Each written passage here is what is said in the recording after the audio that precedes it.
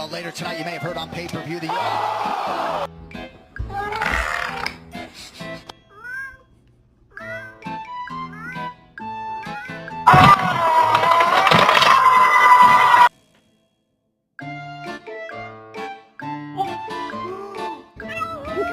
Naogo dice. Naogo.